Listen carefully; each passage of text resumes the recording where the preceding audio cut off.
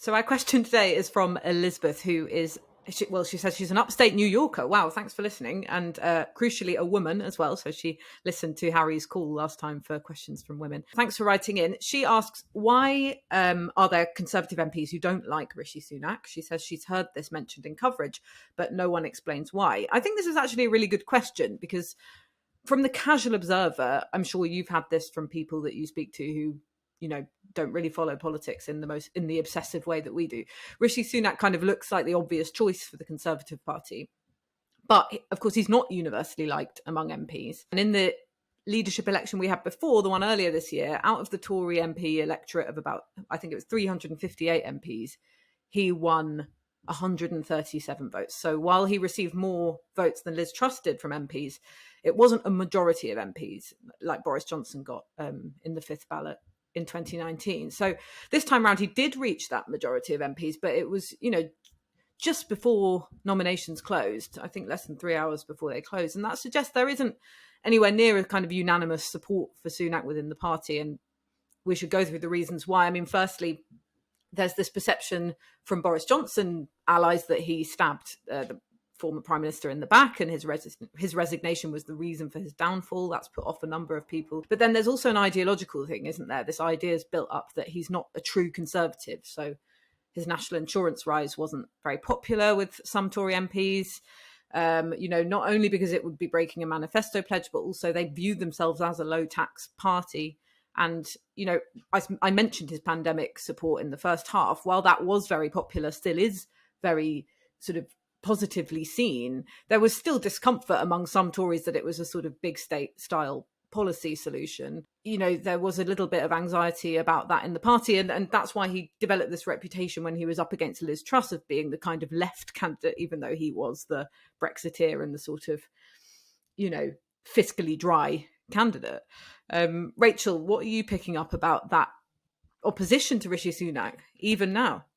Yeah. I mean, they hated the fact that he wanted to put corporation tax up. I think there was a level of because Rishi Sunak was a Brexiteer, but he doesn't feel like he's a Brexiteer, because to a lot of people who are sort of the ERG group, who are of that kind of hard Brexit group, whose kind of vision for the country was just this sort of Singapore on Thames.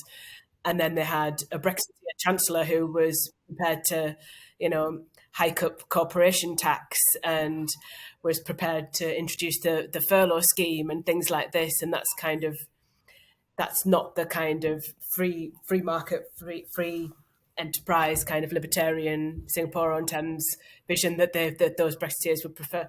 I think that feeling is kind of just not sat well with them for the last couple of years, and I think there's sort of a red wall versus blue wall situation there as well. So it's kind of sometimes it's just about those little personal relationships between MPs on the ground as well. But I also was chatting to Therese Coffey, who she's very much of that kind of low tax libertarian wing of the party. And she was asked, she was asked by one of the journalists here, do you think that Rishi Sunak is an election winner, Therese? And she kind of dryly and sort of witheringly said, well, he's won an election this week. So, Wow. That kind of savage. That sort of, yeah. Those divisions kind of are still there, and are not even if they're very calm at the moment, have not gone away. Interesting. And Ben, I mean, do we get any idea of the kind of trouble that might be coming down along the line for Rishi Sunak when he gets into his premiership? Rishi Sunak is coming into a job that he's coming in. Imagine Downing Street being on fire and you're coming to take over the job after. That is what he's coming. He's coming in. Jeremy Hunt came in as janitor-in-chief last week. Rishi Sunak's coming in. Oh, it was last week, wasn't it? Rishi Sunak is coming in immediately, not just after the party, but after the bombing and destruction and flattening. Your entire reputation, the Conservative Party brand, is in tatters. You are at rock bottom. The only way is up. Yes, of course, you will get a bounce, probably. I'm feeling more confident now the more I say it. I think Rishi Sunak probably will get a bounce in approval, because by virtue of not being Liz Truss, by virtue of actually attempting to establish a layer of perceived competence, even though it may actually not bear out in reality. The challenge is for Sunak primarily is very much he is disconnected with the country on what it feels right now. We are not a country of scroungers versus strivers as we used to be in 2008 through to 2015. We are not exactly married to tropes like that as we used to be. The idea of debt and deficit being the definition of what the economy is to voters ain't that anymore. So trying to import form of austerity 2.0, Cameronism, Osborne economics, whatever you want to call it, on the country like it did, like it was successful, won't wash with the country as much, if not all, as it used to. And Sunak is quite married to that, isn't he? As you say, low tax. He doesn't exactly feel like your quintessential libertarian, though, does he? He doesn't exactly attend those freedom association, those taxpayers alliance. He's not like a David Davis. He's not like a Philip Davis or a Philip Hollowbone or even pre-UKIP Douglas Carswell. Really, he's not like that. He's very much different. He seems a bit more. He acts and looks Cameroon, really, and perhaps he seems more accustomed to giving TED talks than after dinner speeches where the fee is £100,000 from where? I don't know. I don't think they know either. He will struggle to perhaps land with the country because he perhaps not can connect with them. But if he can put across an air of competence, he will succeed. However, the very ground, the very issues he likes to argue on, the very issues he will be pushing, the economic reality he will try to get onto this country is one in which the country will disagree with quite strongly.